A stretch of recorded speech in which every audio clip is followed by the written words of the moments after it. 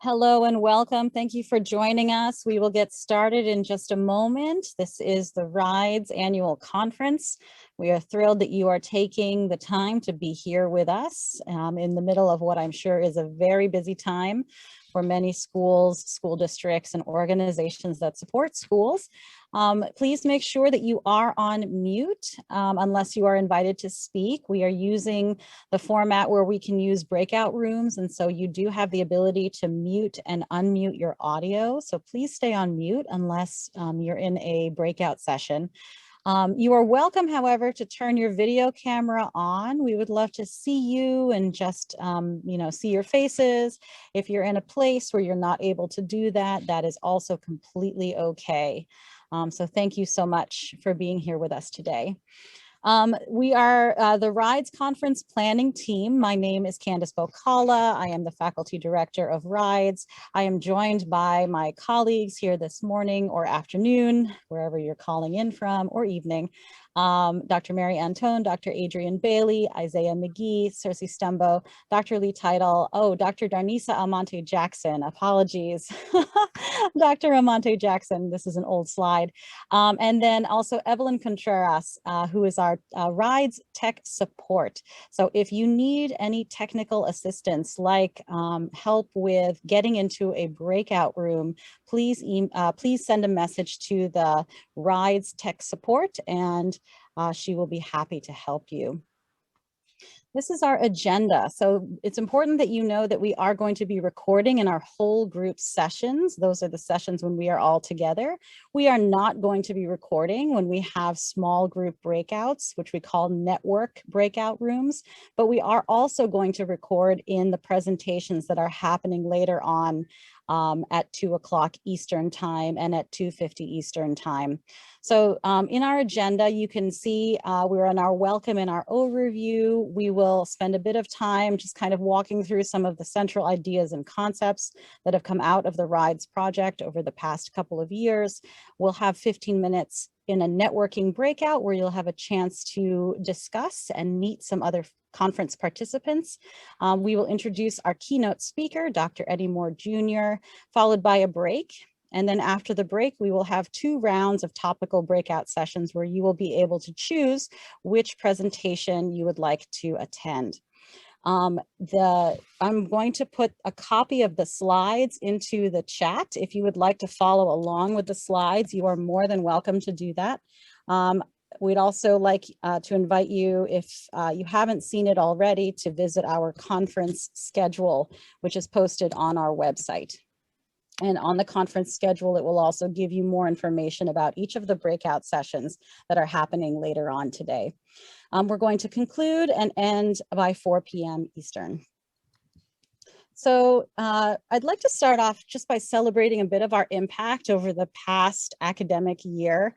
Since 2019, we have actually expanded our reach to different schools and school districts around the country. And so each of these states that you see shaded in red has sent a team, either a school team or a district team, to a RIDES event. So RIDES has served 32 school-based teams and 17 district or regional teams at either our institute, which is our longer engagement, or the free clinics, which we have been offering since the start of the pandemic. And we're really grateful to all of you school and district practitioners, as well as graduate students at the Harvard Graduate School of Education who've contributed to the development of RIDES tools and resources. And then again, continuing to celebrate our impact since December of 2020, we've also had a number of different webinars. And these are the number of registrants at all of our webinars. Now, of course, not everybody who registers actually attends in person, but it kind of gives you a sense of how much interest there has been and how many different kinds of topics we've had since December of 2021. So thank you all for being such an amazing audience and community of practitioners to support this work. So in celebrating our impact, it's also kind of a bittersweet event today. So this is our final RIDES conference. We are concluding as a project at the Harvard Graduate School of Education as of June. And so that makes today both a celebration as well as a bit of an ending. However, there are always new opportunities that come about after something concludes. So we want to especially thank the Harvard Graduate School of Education for being our host, for launching and supporting the project, and the Walton Family Foundation, which funded us for the past 4 years. We also want to thank the faculty at the Harvard Graduate School of Education for their intellectual leadership, our coaches and consultants for the partnership, and then all of you and all of the other educators who have joined us in this important work. As you probably know, RIDES as a project has sought to increase the number and quality of intentionally diverse schools through a set of diagnostic surveys and action-oriented resources and equity improvement cycle tools that will still remain available. So these tools are still going to be up on our website for at least a year, and they are available under the Creative Commons license. So please make sure that you take advantage of that and make sure that you bookmark our website for future use. And so thank you all as we launch into our last convening. Again, I said it's sort of bittersweet, a chance to both look back, but also celebrate what has come about. With that, I can think of no better people to turn this over to than our 2 inaugural members of the RIDES project, Dr. Lee Title, who was the founding director, and Dr. Darnisa Amante Jackson, who was one of the original senior team members of the RIDES project. And so I'm actually going to stop my share, and they're going to start their share for their introductory presentation today. So welcome and thank you. Thanks so much, Candace. Good morning, everyone. So many familiar faces in the room and also new faces as well. And I know we just heard something that might have taken us for a little bit of wallop. So I always like to take a second to just breathe and just continue to remind us that the work will always continue, regardless of what form it's in. And so there'll be more updates about what that means. But all of this powerful work that we've done, I think allows us to have a reflection 5 years in that we couldn't have had you not been with us on this journey. And so I'm going to pass it over to Lee to start to frame what were some big things that we learned. And we hope that these learnings will be a framing for you in this convening to continue to think about how we continue to drive belonging and advance it. How do we dismantle those cultures that are both toxic to students and adults? And how do we truly, truly get to equity over time by failing forward? Lee? It's my pleasure. Thank you for that handoff. And we're going to do the next half hour or so in more of a fireside chat fashion than kind of a straight lecture. It really is an opportunity for Darnisa and me to share some of what we feel like we've learned over the time. And invite you to engage in that. And as one of the ways to engage in it, Evelyn, are you set to chat the Jamboard? One of the ways to engage in that is to give you, thank you. We created a Jamboard. Some of you have used that, some of you haven't. We've been finding it really powerful when we work together online as a way to share some ideas. We're going to use it for this part of the conference. And we invite you to go into that Jamboard and go to the first page of it, where you can just see a moment of practice. And actually, if you just go back to the page just before that, I added a practice page since we talked. And thank you. If you go to that, the 4th box down, it's a sticky note, and you can say hello. You can write your name. And as we're waiting for people to kind of get in here, we're inviting you to do that. And then what you'll notice on the page after that is the pages after that. There are some pages that kind of match and follow along with the 3 big ideas that Darnisa and I will be talking about this afternoon. So when you get to those, you'll see an opportunity to share your reactions and responses as we speak. what you'll notice, just so you're oriented, is that there are multiple pages for number 1, because there's a lot of people, and if you run out of room. But then when you get to frame 6, when we get to topic 2, you'll see that we've started another set for that. And so navigate your way in, read each other's stuff. It's a way to interact. It's also a way for us to listen and learn, and it's more focused than a chat might be. So let me start, okay? Unless anyone has a question about the technology part of that. And let me start by actually doing a personal piece and appreciation to my colleague in doing this. Darnisa and I started this work over 5.5 years ago, and we started it through courses that I was teaching at the Harvard Grad School of Education at the time. Darnisa was a recent graduate of the doctoral program there. When we met, we just thought about all the things we could do together. And she signed on as a teaching fellow for the course I was teaching, and really co-taught it with me for several years. And during those years, we developed a lot of the tools that that then became what we focus on here. And I just want to express that appreciation, and also the fact that I have learned a tremendous amount from her. Some of the things that you will hear about along the way are things that I was sort of slow to pick up on. Sometimes took me a while to learn, but Darnisa stuck with me and helped me learn a lot of stuff. So the first thing that we wanted to talk about was the importance and the power of why. And what we found is that when we started the very project, that we needed to get clear about what the difference between desegregation was, getting the bodies in the building, and real integration. We ran a whole bunch of focus groups in the first year to understand what people, like why people would want to consciously send their kids or work in or go to, if they were kids, to a school that was diverse.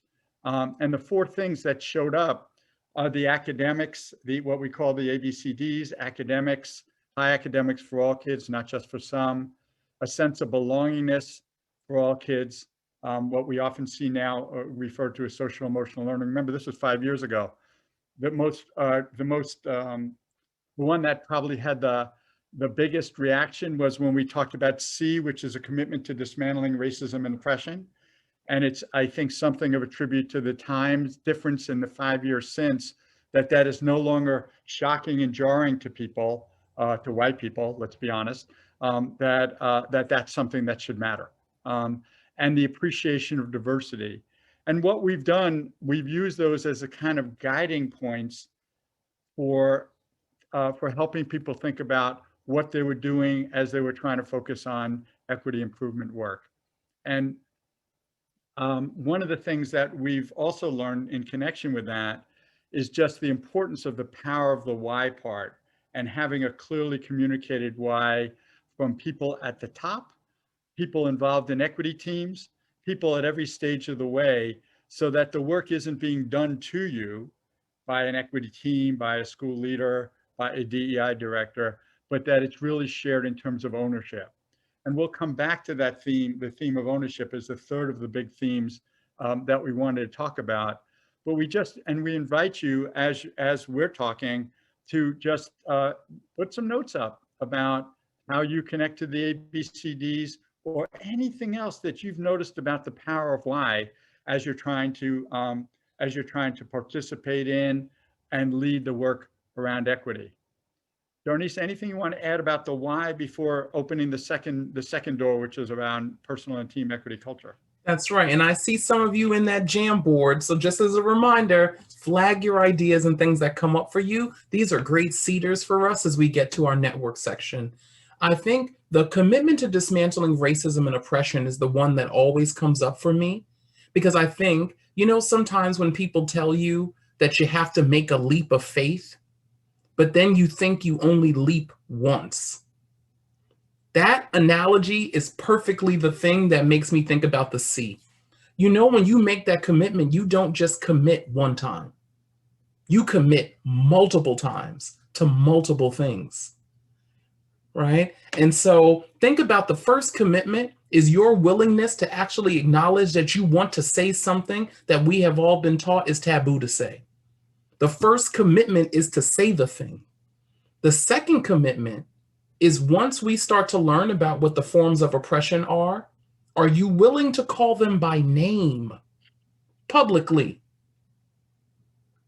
even if you're worried about losing relationships?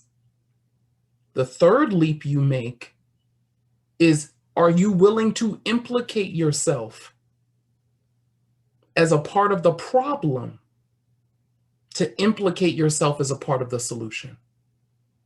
You know, a lot of us take on this commitment to dismantling racism and oppression, and we like to do the work like it's Windows. You know, we like to look out of the window. We want to talk about teachers. We want to talk about students. We want to talk about community. But then sometimes it feels really hard to talk about ourselves. And what we know is we are most successful in that third leap when we all own that to be human is to be biased, and to be human is to be imperfect, and that no one's hands are clean here. Because when we all collectively own the problem, we can actually all authentically, collectively be a part of the solution. So just wanted to add that little bit, even as we start to think about P-TECH. Now, when we created the cycle, we knew that it had to do 3 different things at the same time. You know, when we talk about commitments and leaps, there are multiple ways that a team should approach a cycle of improvement. The one that I think was most clear to us was the personal level and then the school level, right? We knew that people had to have the opportunity to grow as individuals. And we also knew that the system, the district, a school building, a classroom, whatever our unit of change is, wanted to grow as well.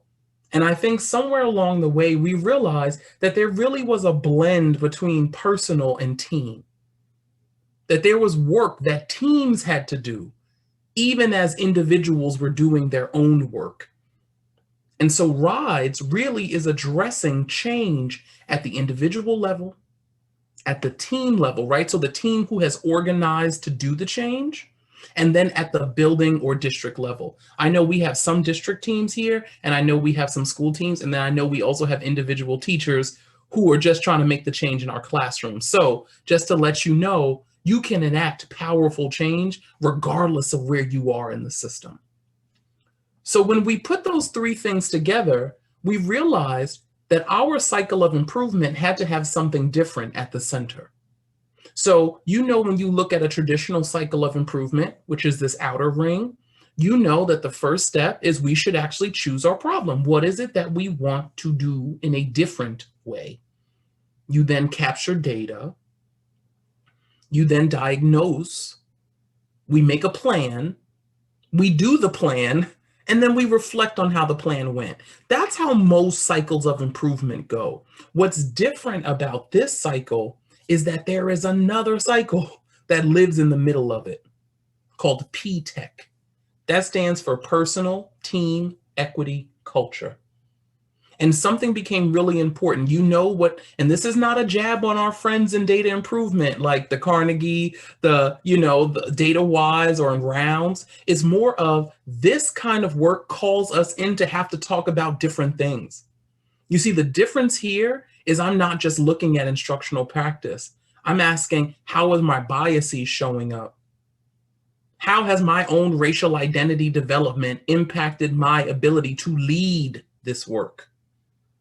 Have I been able to talk about my own race and the privileges and non-privileges that I'm realizing I have systemically? P-TECH is the time that you as an individual take and your team takes to actually learn how to do the things you are calling your district or your building to do. We cannot ask teams to do that with which we have not done. And the work of dismantling oppression and creating belonging and manifesting academics and engaging in diversity requires that we are all okay having difficult conversations. Now, the difficult conversation is not yelling, but you know the fact that I am a Black woman who is in a role that means that I am owning equity and have to sit in the trauma of that, me communicating the impact of that role to you is a difficult conversation. I want us to reframe that difficult conversations, productive conflict is the most beautiful blessing a team can have when it is facilitated well. If you expect the journey to equity to be comfortable, I am here to tell you that is the first disruption we have to do. It should not feel comfortable. You should always be worried, like, should I say it? Can I say it? You know what? I'm just going to say it. If that's kind of the way you're living in the world, you're going to show up really well in this kind of work. But just to let you know, that internal cycle is really asking us to practice having difficult conversations, to actually talk about race. And I know some of us in here are coming to the call in a colorblind way, in a colorblind lens. I appreciate that lens, but colorblindness is dangerous when it is time to dismantle oppression. I actually need you to see the racial dynamics of your community because your students and your families and your teachers are being treated differently just because of how they look. And if you take a colorblind stance, it doesn't allow us to investigate and interrogate what's really happening. That's what P-TECH is. So let me join this part and just share some of the backstory for you all. This is part of the fireside chat part. So when you look at the graphic that's on the screen right now, I was the one who was always working on the outer ring, and Darnisa was always the one working on the inside ring. And she was very patient with me but I remember once after about a year or two in, because I was always like ready to go. And I want to name this tension because the tension that we often face with our schools and districts that we work with now is this tension around urgency. Like we want to start making things happen that are going to be impacting kids. And it feels kind of slow to be working on our own stuff, to work on our own personal and team work. And so in the beginning, I was saying, all right, let's do that personal and teamwork like fast, and then let's get into naming stuff. And Darnisa held steady, and she would say things like, can you give me examples where people have really made inroads around race and equity without actually doing that personal work? And of course, I didn't have examples of that because I don't think there are. And one of the things that we've learned, and by the way, we invite you, the topics that are showing up in the next 5 or 6 minutes are on frame 7 if you want to click your way over, and you'll see the topics that we're talking about. And we welcome your thoughts and reactions to those. But the idea that we face every day, we faced last week when we were meeting with several networks, is the urgency part. And the notion that when people actually, like Darnisa's already mentioned, one of the important things is that you can't really move the work into a school or a school district unless it gets modeled by the folks who are leading the work, whether those are administrators, superintendents, or the equity team, or both. But the other thing is that one of the insights is that people who do urgent work without having explored what's underneath, like what their understandings about race and their own implicit biases are, collectively and individually, people who've done that, who haven't looked at building relational trust in order to move that work forward, will actually do harm. And I think the doing harm part is important for you all to be thinking about. And the last thing I'll say before passing it back to you, Darnisa, is that it's not an accident that that central circle in the graphic touches all the different steps. Because what we've also learned is that as you move through the cycle, there are going to be new things that show up.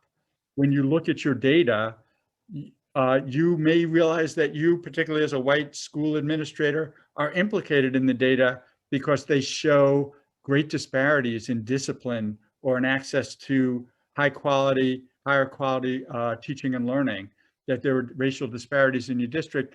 And like, how do you continue to come back and continue to learn about that? So again, comments would be on frame 7. Back to you, Darnisa.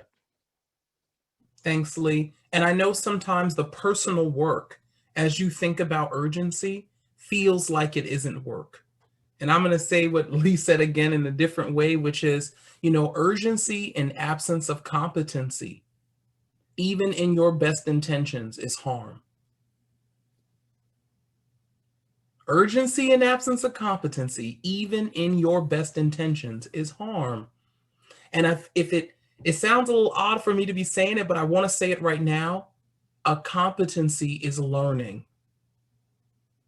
A competency is actually defining things in the same way. A competency is communication about what you learned. Let me name those first three again. Learning. But what we really want to learn is we're trying to learn a common vocabulary about what oppression actually is. You see, sometimes we go forth and we try to act, and we think everyone defines the thing in the same way. And then we get 4 months in and you realize it's not true. What you were calling equity, your teammate thinks is equality. And then you done found out somebody in the room is angry with equality and equity. They want to do SEL. Why don't we know that SEL is nothing more than a cultural strategy to get to equity? They are the same thing, right? So I'm just giving examples like that. Time to norm is really, really important. Another competency is your own ability as a person to talk about your own race. Systems of oppression have robbed us all of the ability to talk about ourselves and others. Oppression is happening to all of us. And for some of us, it just happens more because of race. But everybody on this call has experienced inequity. And one of those common experiences is most of us only learn about other cultures through television. Most of us only learn about ourselves through TV. If we can't have a powerful discourse about who we are in absence of what the media says we are, you will never actually be able to talk to your team about that. And if adults can't talk about that, how do we bring students into the work? So many of us want to create belonging for students. Adults have to feel belonged first, right? In order to manifest belonging for students. And I know this sounds a little odd, but when doing work to ensure student success, you actually have to start with the social emotional work of adults first. Because we will fully do harm. We will in our best intention, because most of us have been taught that student voice is an expert. Most of us have been taught to listen to hierarchy, and students very rarely, we're not reporting to them, they're reporting to us. There's real disruption we have to do before we bring students to the table. And I think this helps me to think a little bit more about ownership, and I'm going to pass it back to Lee, to think about how can we really own this work at multiple levels. So I just want to build on one other idea in the personal and team equity category, which is just that if you don't do this work, the other thing that happens is that you end up with kind of a check the box approach to improvement. And we have seen that. We have actually been in situations where people have brought us in, or when we were working with a class of graduate students, would bring our graduate students in, and they would say, oh yeah, P-TECH, okay, yeah, we're doing that. We got that covered. Let's move into improvement work. And then once the grad students, or sometimes us more recently, are unearthing things that are deeply upsetting to the white leadership, then what happens is the work always ends up being more technical. It kind of falls in, because basically, to put it more bluntly, if a team hasn't done the work around P-TECH, then the system's not going to be able to do deep work around race and work around equity. And in order to do that, and they will always kind of default, either the equity cycle will end, or it'll end up being a shadow of its former self, where they can say, oh, we brought in folks from Harvard, we brought in these consultants, we worked on this, but we didn't actually do any deep work ourselves. We didn't actually lead to any deep change. So I invite you, and I'm loving watching also on the Jamboard. I hope that you are as well. Lots of comments as people are reacting. Remember, we're on page 7 now in the Jamboard which, and I see people adding those. Take a moment and add a couple more there. And then we're going to move into the last topic that we're talking about, and the Jamboard page for that is on page 12. And we want to talk some about ownership and a couple of big ideas that we've learned about. And this is work that has been more recent for us. I'm sorry, the work has not been more recent, but the realizations about how important ownership is have just kind of shown up more and more as we do deeper and deeper work with people. A couple of headings are, the ideas about silos, about how people kind of can work in silos. They can, we end up doing work in some large cities where there's an equity office, and there's sometimes a disconnect between the equity office and the senior leadership team or the superintendent, like whose work is which. The notion of roles and power and authority kind of kick up in there pretty powerfully. And the notion of collective responsibility, real collective responsibility, means that everybody actually owns work. And we run into the issue that without clear definition of which work is owned by whom, and what's supposed to be the work of the equity office, what's supposed to be the work of the DEI director, what's supposed to be the work of everybody, whites, and I'll just be blunt about this, whites will sort of push this off, many of us, and say, well, that's the work of the folks of color. We have a DEI director who does that. We have an equity office who does that, and they're doing a great job, so I don't have to personally do the work to embrace that. And one of the other things that we found is that when you dig deeply into it, and we've seen this on some of the sessions that we've held on this Harvard platform, when we held some sessions after George Floyd's murder, particularly last June, and we had some deep conversations that people were sharing in small groups about how so many of the DEI directors who were on that call felt like they were left to carry the weight in the midst of their own pain and suffering, and the kind of the multi-generational legacy pain that they were experiencing. And they were asked to carry the weight, and they would have white principals, heads of schools, superintendents saying, could you help me write this statement about George Floyd's murder, without even acknowledging that that's joint work that has to be owned together. And so some of the things that we think about is about how do you move so that joint work is really done jointly, and how do you do that in a way that that doesn't just lead to burnout for people of color. So that's one heading. And again, I'm on page 12. If you want, some people already starting to add there, just add some comments, add some thoughts as you're doing that. The other thing that we've noticed, and this gets back to the ownership, a key part of the ownership, is about leaders kind of owning the work, so that, and being clear about what the expectations are and what the support is for people. So we've been in situations where, the superintendent will say, this equity work is work that we're all doing, and then people in their different departments, not so clear what they're supposed to do, what the support for them is, how much do they rely on the equity unit if there's an equity unit in that setting, and getting clear about that, getting support about that is real important. And the third big idea that I want to share, and then go back to Darnisa and kind of go back and forth a little bit more on it, is a message particularly for white people. And it's about white people needing to do the personal work that that we often will leave for folks of color to do. We'll step back. And when we inquire why people step back, why white people hold back, they say several different things. They say, I don't really know enough about it. They say, I want to defer to people of color. They say that I'm not, when they're really being honest, they say that I'm scared, that I'm not sure how to proceed. And one of the pieces of work that I've been doing that's outside of the straight equity improvement cycle work is I've been doing work with groups of white superintendents, creating spaces for the white superintendents to talk to each other honestly about the challenges of leading around race, racism, and equity.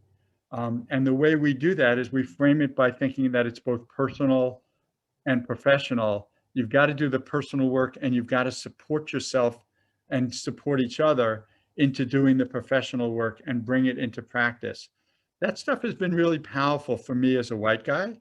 And I just invite the white folks on this call and the people of color who want to see them step up to think about, like, what is it that you need to enable you to take responsibility, to enable us whites to take responsibility. Racism is a white people problem. And yet many of us walk around saying, oh, that's something for somebody else to address.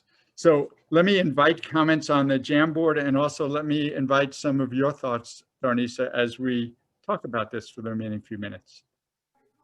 Awesome. And for those of you who are this is your first Rides intersection ever, maybe you're like, they're just in here talking about white folks and folks of color. Yes, because this is what the work feels like, right? Some of us might be a little bit uncomfortable right now. This is it. This is the work. I just want to remind us that equity, and there's some background noise from my husband, so he might sound excited. He's not even on this floor, right? It's a community effort in here. But I just really want to remind us what equity is about. Equity is about deepening humanity. It's about removing policies that create these legitimate systems and ceilings on people. This isn't about politics. This isn't about weaponizing terms to make people feel bad about who you are. It's acknowledging that inequity is a design. And in its design, it centers certain people as owners, and it allows other people to opt out. And if you are someone who identifies as white, we're not saying you're racist because you're white. It's because in this system of oppression, only white people have the systemic power to change policies and rules that create equity in the United States. So this isn't about, identity politics. This is about naming who systemically has power. And do you know what systems of oppression did? Most people of color don't have systemic power. We are not in positions in buildings where we can inform the vision for the building, but we are often the people given the work and told to be the feet of the work. And what that makes me feel is not that there's different work for different identities. It just means we have to be intentional about co-collaborating. You don't think it's a little odd that systems of oppression have made it seem like, for example, we are often taught that Black women are angry and attitudinal. Now look what happens when I become a director of equity. You think that culture went anywhere? It didn't. So when I get impassioned, and when I tell you that students are failing, and when I tell you that nobody ever thinks I'm a teacher in the building, I need you to hear me and receive that as an urgent person to do urgent work and not an angry Black woman, because the system has done it to us too, right? And I'm just really laying that out because that kind of ownership that we're hearing Lee talk about actually assumes that we know or are learning how systems of oppression create different conditions for different people to make us want or not want to own the work. And many white folks recently over this last year have been taught, I don't want to take up space, right? I don't want to take up space. I don't want to say things. I don't want to say the wrong thing. So as we think about going into our breakouts, I want us to think about this. There is no such thing as perfect. Perfect doesn't exist. Perfect is a construct. Okay, we are always going to be perfectly imperfect people doing perfectly imperfect work imperfectly, indefinitely. There's never a right way to say it, but we have to start somewhere. And I think the first place is owning that all hands have to be on deck, because if they are not, the system has made it so that the BIPOC folks end up owning it. And then we have no power to codify what we've owned. We can't create accountability because we're not in most senior leadership. And now the oppression continues again in a different name. And I want to lift up some of the comments on the Jamboard. I think there's a great comment about how do we lift up marginalized voices while at the same time not constantly relying on those same people to do the work. And even this question about what does it mean to have a DEI officer or an equity group, as opposed to having this clearly part of everybody's responsibility.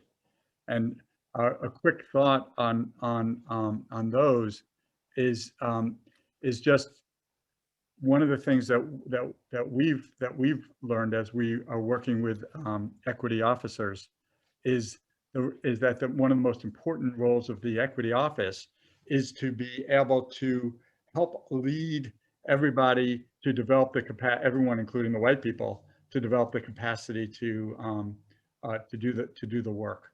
And in that sense, ultimately, the best equity office is going to put itself out of business at some point. And we kind of look forward to the time when that happens, when it's fully owned. One last thing I wanted to say about ownership, and then just we're going to be inviting you to think about, do some reflection on in small groups and talk about this stuff. But one of the other things that we find important around ownership is thinking about how the ownership of the work should not simply be in the adults in the buildings. We often lead and act as if it's the teachers and administrators who know and are the only ones who can really help address some of the inequities in the school. And some of the most powerful work that I've been involved with and that I've seen is when schools actually bring students in. And some of the most powerful cycles of the equity improvement cycle are when that's done collaboratively with students and with adults. And you'll have an opportunity in the second breakout session to hear from some of the folks at the High School of Fashion Industry, both the adults and the students who are doing that. And I just really recommend that you check that out if you're interested in students. And I also recommend, as you look ahead, you'll see opportunities from Kindred that are involving parents.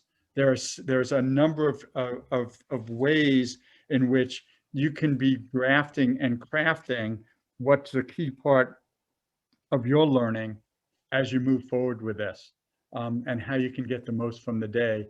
And we're also delighted that Dr. Eddie Moore, who will be following us after you've had a chance to talk to each other, will also be making connections to the ABCDs as he brings his wisdom and talks about some of the challenges and opportunities around equity improvement work.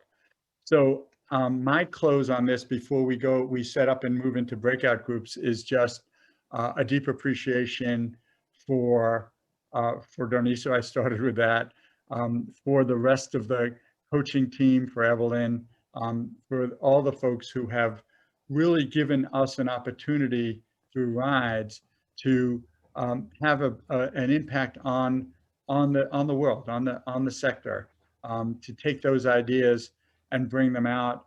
And from a personal point of view, it's also been a powerful, transformative learning for me as a white man to recognize what I need to recognize about my own work and go on my journey. So I wanted to thank you all for that and invite Darniso for your close, and then we'll go to the breakout groups.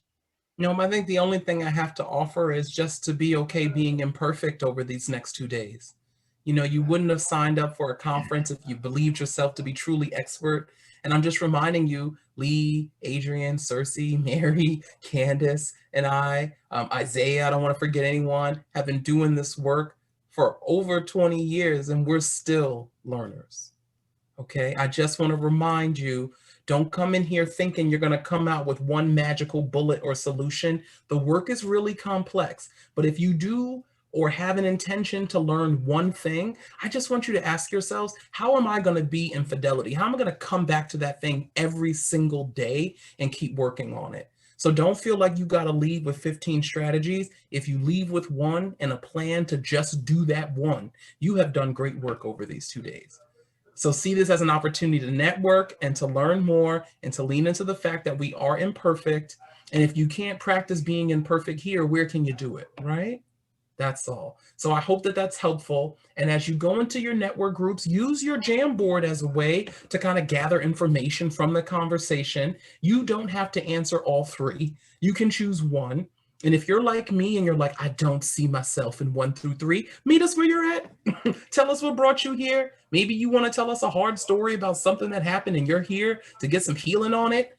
I mean, thank you for those in the group who are listening to that, right? But you can really enter where you're able. And then when we're back, we'll segue over, like Lee said, to Dr. Moore, and then really can't wait to hear his talk on staying woke and keeping these ABCDs at the center of our mind and of the work. So I'll stop sharing now. And then Evelyn, whenever you're ready, happy to set up and send folks to breakout rooms. And really, please join me in the chat. If you got cut off, please thank your presenters for lots of really wonderful breakout sessions. And feel free to continue to put additional resources or follow-up messages. Really thank you to all of our breakout room presenters for what you've shared with us today. Please don't forget about the Padlet. It's a place to continue to share that information. Let me turn it over to Mary, who's going to take us out in terms of our reflection and closing today. I just have I have a quick announcement in terms of a preview for day 2 that actually is kind of important. So hopefully many of you are able to join us for the second day. The format for tomorrow, put this first into the chat. The format for tomorrow is that we are going to be doing a set of consultancies, which if you've been with us before, you're probably familiar with the idea of a consultancy. It's a chance for folks to get some feedback on what we call a problem of practice. A problem of practice is a dilemma or a question you have about the work that you're facing. Ideally, it's related to issues of racial equity, school integration, addressing any of our ABCDs. And so what we're doing is we're still inviting other folks who might want to discuss a problem of practice during one of those consultancies. We still have room. We did invite you if you were attending the second day, if you'd like to present a problem of practice, and we absolutely still have room. So I just put a form into the chat. If you are interested in presenting a problem of practice tomorrow, please complete that form by 6 p.m. Eastern today, and we will get you organized and into a room for tomorrow. And then if you're not interested or not able to present a problem of practice, you can certainly attend. And in fact, we hope that most of you will attend to participate in the conversation. Because even if you yourself do not have a problem of practice, the idea is you can learn a lot by engaging in a conversation about somebody else's dilemma or question. And so the audience here is really important because we'll be engaging in a very interactive day where you'll have a chance to hear and talk about lots of problems, dilemmas, challenges, but also hopefully celebrations, successes, ideas, and other resources. So please go ahead and fill out that form if you're interested in being a presenter during our consultancies, and otherwise we welcome you as a participant. So in day 2, which is a shorter day, we'll start at 1 p.m. Eastern. We'll go right into our consultancy sessions, which are breakout rooms, so smaller groups.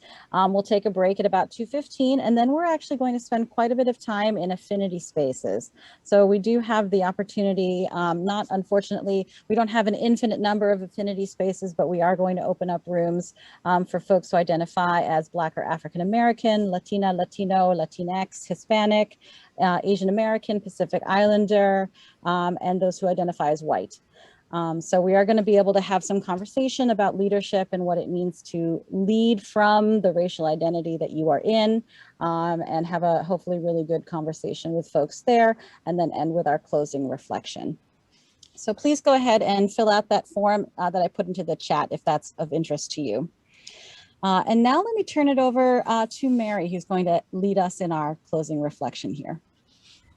Thank you, Candace, for all that you do for RIDES.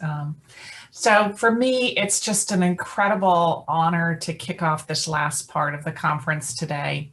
And really want to do this as we take a moment to honor the impact that RIDES in all its incarnations has had on countless schools, on districts, on educators, on students. For me, Rides is near and dear to my heart. I have been part of Rides from almost the beginning. I started out with Rides as a school principal, where I had been working with my teachers around understanding implicit bias. And we weren't yet brave enough to take the work to our students. We've done tremendous things, and it was an amazing opportunity as we came together, as many of our groups have in clinics, and had this aha of what the next steps were.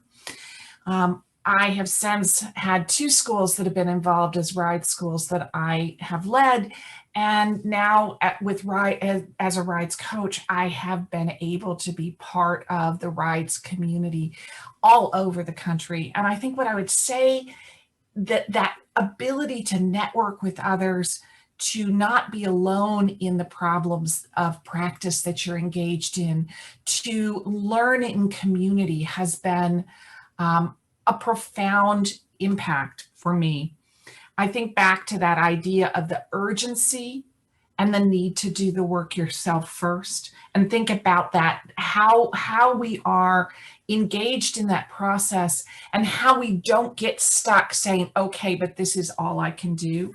That tension between being brave and uncomfortable and actually taking the next steps. And I forget which early on piece we were talking about, but that idea that it's absolutely essential that we understand that we're going to be uncomfortable in the work, and we need to do it anyway. And so for me, kicking this off, to just say thank you, Lee, thank you, Darnisa, thank you to the first graduate students who were interns in my schools, to the amazing colleagues that I have met along this journey. This has been a profound impact on so many of us. I want to open it up today, as we take our leave, to invite some people to just give a quick reflection on their own experience with Rides. A little bit of a farewell Rides until our next incarnation. And if I know there are a couple of people who said they wanted to speak. Becky here, Becky Schuster. I am here. Why don't you kick us off, Becky? Very happy to. For those of you I haven't had the gift of meeting, I am the Assistant Superintendent of Equity for the Boston Public Schools.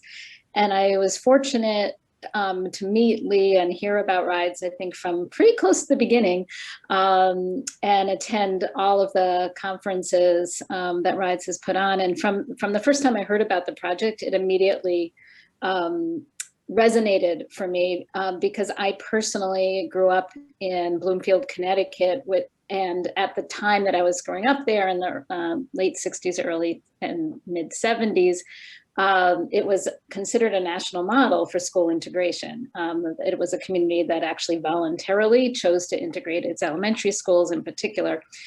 And yet I saw firsthand the limitations of integration done, shall we say, with mediocrity. It was well-intended, of course, but the classic, why are all the Black kids sitting together in the cafeteria, was my experience. And I tried to understand it.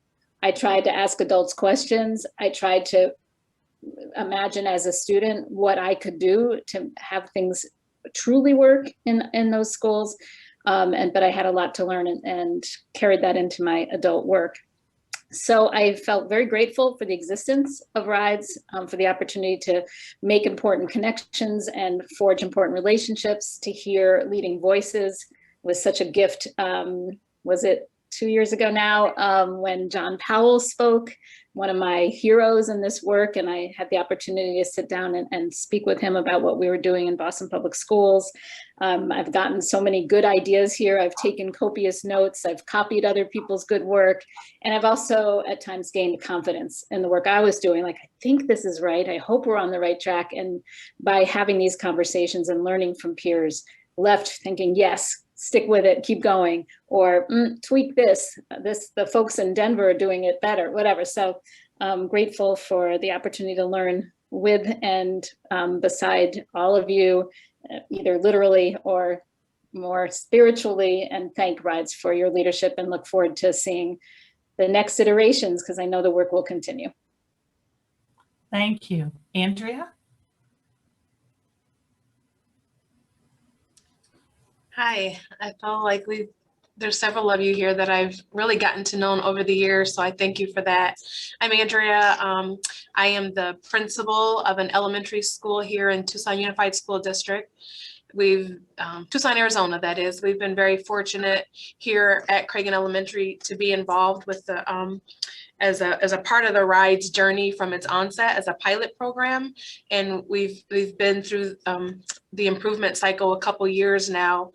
And so my work with Mary Lee and Darnisa in the past few years has just been phenomenal for a couple of reasons. First off, for me, as a site leader, developing the skills that it takes in order to engage in uncomfortable conversations around the dismantling of racism and how that's showing up in our school system. So that's important, right? But also the personal aspect, because I think being a biracial female here, I don't always have all of the language to engage. I think the way that I should.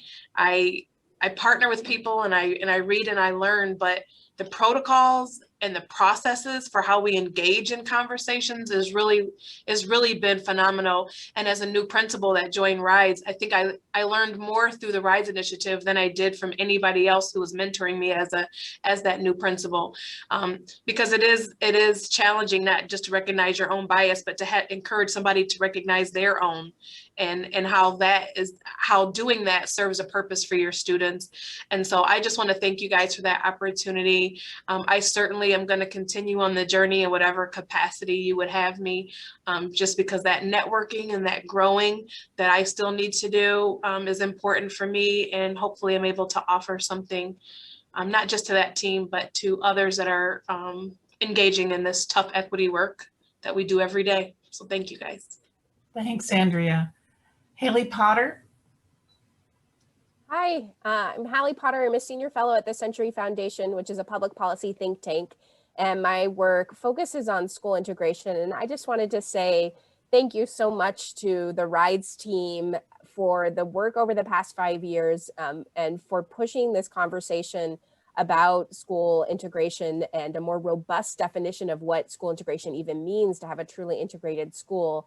When Rides started 5 years ago, it felt to me, at least, like there really weren't a lot of organizations working on this in the national space. And in fact, some of the other organizations that are doing the work are on the call here too. The National Coalition on School Diversity has been such a partner in this work, and to have Rides come on board was so energizing and filling all of these gaps. We had the chance to work together on a convening that brought together district leaders in partnership with the Department of Education in 2016. And there was this great excitement. And then when Trump was elected, there was, I think, a feeling of, a lot of uncertainty in so many areas of life of what was coming next. And it was Lee and the Rides team that suggested that we have a conference to bring together advocates focused on school integration in early January 2017 to make sure that the work continued. And I think now,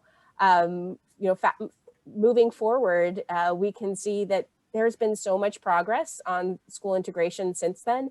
And I think we're in a place now where I really have so much hope for what comes next. So I'm just grateful for the really pivotal role that Rides has helped in moving this conversation, not just at individual schools and districts, but really changing where we are as a country on this issue. Now, Daryl and Andre. So thank you. First of all, it's just a pleasure to be, in this group talking about these important issues. And I just want to say that I never thought I'd be able to say, to a whole group of, whether it's teachers or students, or central administration people, like as a white male principal of a, predominantly, a school with predominantly students of color, and just talk about that and sort of get to the personal piece. And so I really, being, with what Darnisa and Lee were saying about how the work has to get personal, and I really felt that, sort of from the start.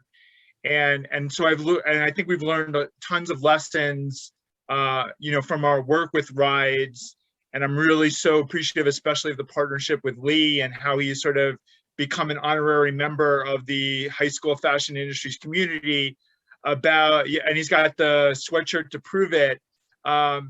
Just a couple of things. First of all, student voice as the center of the work, and always, it's great to have some of our students here with us, about always listening to them, and to sort of, to think about student voice as the main sort of, barometer for what you're doing. Secondly, I would say having everything classroom based, where it's great to have, something after school or some event, but if it's not classroom based, then, and where we're spending most of our time, where our students are spending most of the time, it's not going to really have any impact.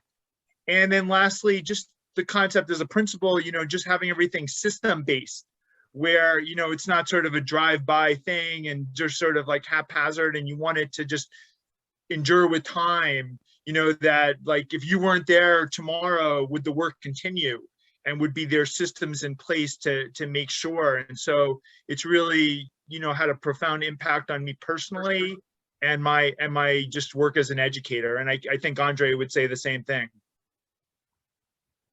Thank you. Eliza Loyola. Hi, my name's Eliza Loyola. I'm the principal of Menchaca Elementary in Austin, Texas, and we just started working with Rides in August, and I really just tremendous appreciation to everyone who's worked with our campus, even in small breakout sessions. I think one of the things that you all should know is that what you share with us and your own vulnerability, Lee, Darnisa, Mary, Isaiah, and any of those sessions, your own vulnerability that you have shared, and your own identities and your own processes, and your journey, and how impactful that is on school leaders like myself. And for me as a school leader to be able to own my story as an elementary school principal, to share my story with my staff, to move the work forward is hugely impactful. And so it is just deep, deep appreciation for that work that you are all very passionate about and share with us. And thank you for validating the baby steps that we take. We want to move so quickly, and I think you have all helped us to understand that actually moving quickly, and Darnisa touched on it this morning, that moving quickly actually sometimes actually is damaging and can hurt people, and that we all really need to understand our own racial identities and stories. And Daryl, you just said that right before. So thank you, Mary and team. So we are just about out of time, but I know that we're going to continue on a little bit, but if I don't want to shut down any voices. So Candace, I'm looking for kind of, are there room or space for others to? Yes, I'm just going to put the slide up here just to let everybody know that the Rides team will continue to hang out in the main room for a few minutes after closing, and then we'll have a couple of open breakout rooms if people want to stay and network. You have the option for that. But let's hear any more stories with our last couple of minutes, just inviting any more perspectives in the chat, or if you'd like to unmute and speak.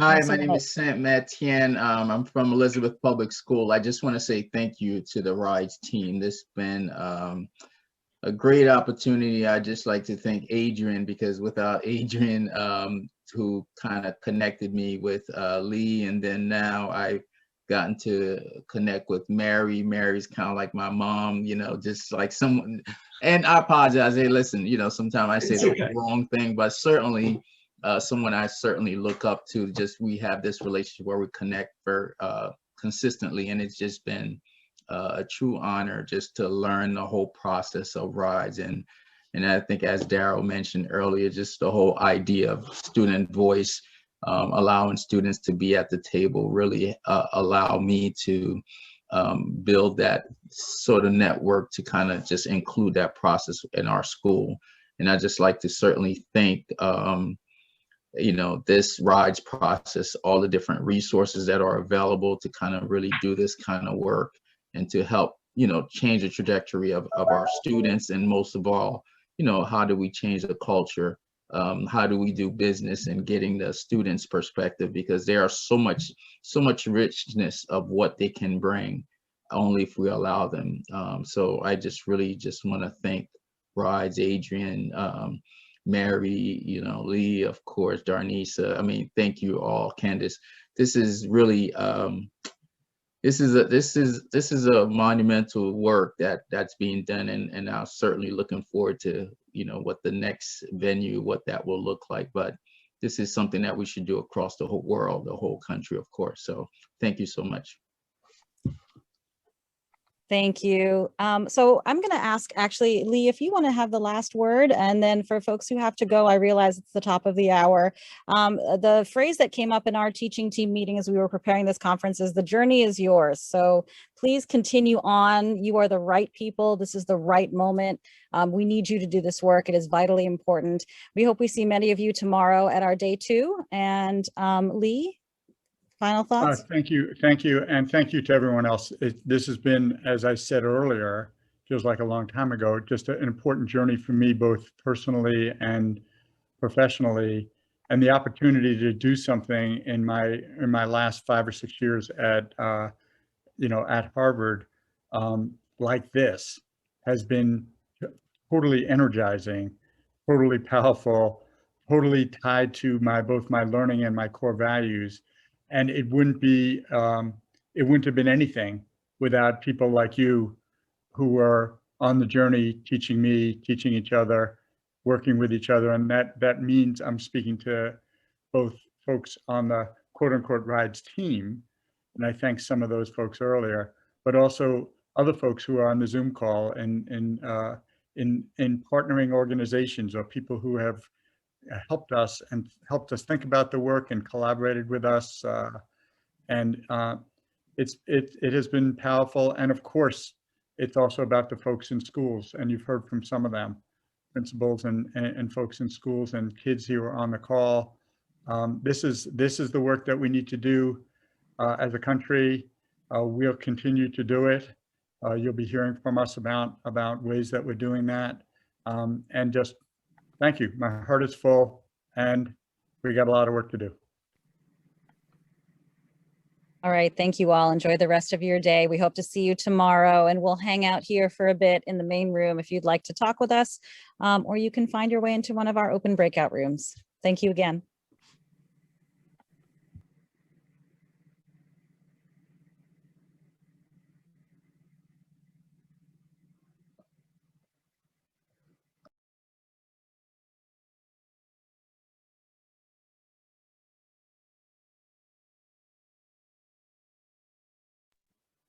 I actually have a quick question. Will the PowerPoints that we shared in the breakout sessions also be placed into the Padlet?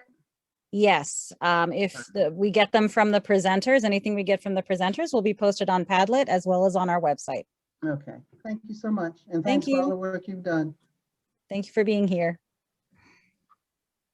I think you might have answered my question as well. Great. We'll send a follow-up email with all these links to the group that registered. Okay, awesome.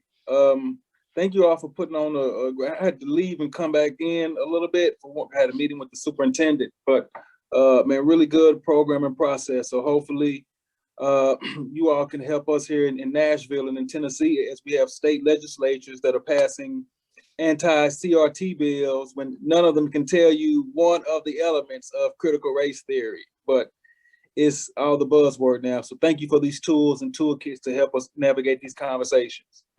Thank you. Good to have you here. All right, see you tomorrow. Take care.